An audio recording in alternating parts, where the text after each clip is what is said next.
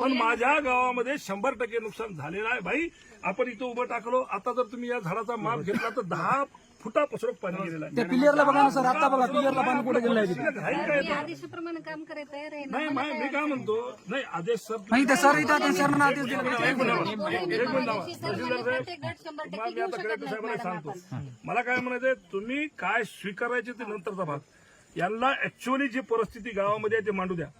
तुम्हाला त्याच्यात अधिकार नाही काय म्हणायचं, त्यांनी मांडाव. तुम्हाला काय घ्यायचं ते मग आम्ही तुम्ही पाहून घेऊ काय घ्यायचं त्याच्यात. तुम्ही कसे घेत ना कसे करतात ते आम्ही पाहतो. पण यांचं कर्तव्य होय, यांना तुम्ही अजिबात तशा सूचना देऊ नका. यांना जे आहे तुमची परिस्थिती ते मांडा.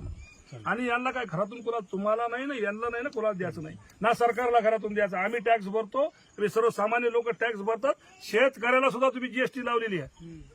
काय फुकट काय कोणाला सोडायला का तुम्ही? आम्ही आमच्या हक्काचं मागायलो का भीक मागण झालं, कोणतं काय मागण झालं. त्यामुळे यांनी याचं काम करू द्या आणि यांना बिलकुल तुम्ही असं या सूचना आताच्या आता काढा. मी कलेक्टर साहेब बोलतो.